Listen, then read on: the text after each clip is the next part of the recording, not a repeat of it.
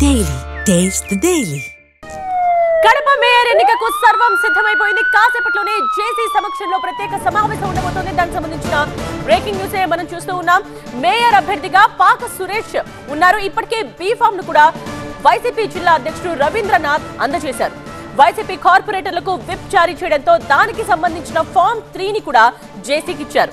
47వ division corporator పాక సురేష్ కు majority కార్పొరేటర్ల మద్దతు ఉంది. అయితే కొందరు టీడీపీలోకి వెళ్లిన నేపథ్యంలో అంతా ఎన్నికకు హాజరు కావాలని విప్ జారీ చేశారు. ఇవాల్టి మేయర్ ఎన్నికకు టీడీపీ దూరంగా ఉంటోంది. జేసీ అతిథి సింగ్ అధ్యక్షతన కాసేపట్లోనే మేయర్ ను ఎన్నుకోనున్నారు కార్పొరేటర్స్. వైసీపీకి మొత్తం 39 మంది కార్పొరేటర్స్ ఉన్నారు. టీడీపీకి 9 మంది కార్పొరేటర్స్ ఉన్నారు.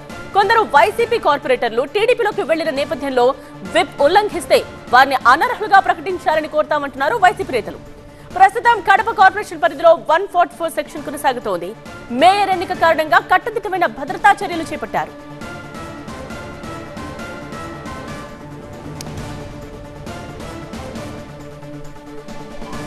సీనియర్ కరెస్పాండెంట్ సుధీర్ లైవ్ లో జాయిన్ అవుతున్నారు మరిన్ని డీటెయిల్స్ తో.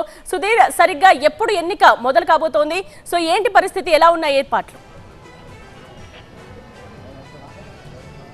ఎస్, మరి కొద్దిసేపట్లో అంటే 11 గంటలకు మేయర్ ఎన్నిక జరగబోతా ఉందని చెప్పేసి ఆల్రెడీ అధికారికంగా ప్రకటించారు.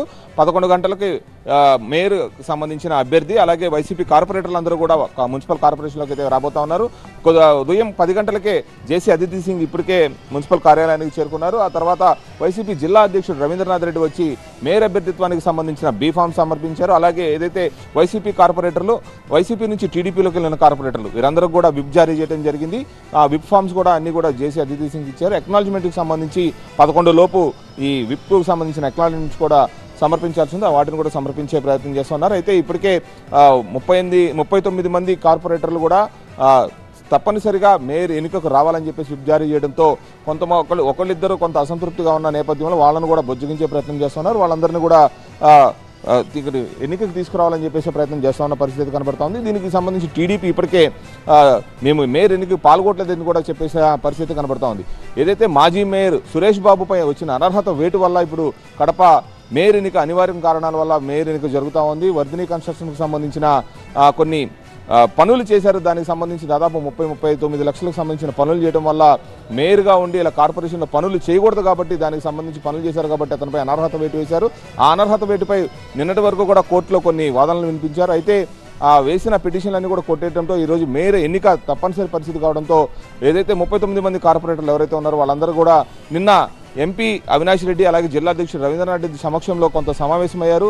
ఏదైతే మేయర్ అభ్యర్థిత్వాన్ని ఆశిస్తున్నటువంటి 3 ఆశావాహులు కూడా వాళ్ళ దగ్గర వెళ్ళడం జరిగింది.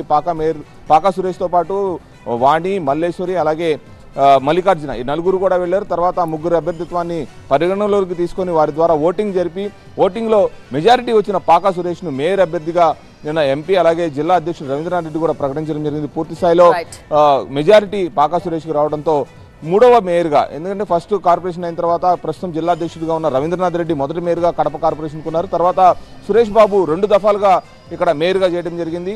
ఇప్పుడు 3వ వ్యక్తిగా పాకా సురేష్ 3 నెలల కాలానికి, అంటే ఇప్పుడు మేయర్ పదవి ఇప్పుడు ఉండేది మార్చి 17 వరకు మాత్రమే. 3 నెలల కాలం ఇప్పుడున్న మేయర్ పదవికి ప్రస్తుతం ఇప్పుడు పాకా సురేష్ మేయర్గా తన ప్రమాణ స్వీకారాన్ని చేయబోతా ఉన్నారు అతిథి సింగ్ సమక్షంలో. రైట్ సుధీర్.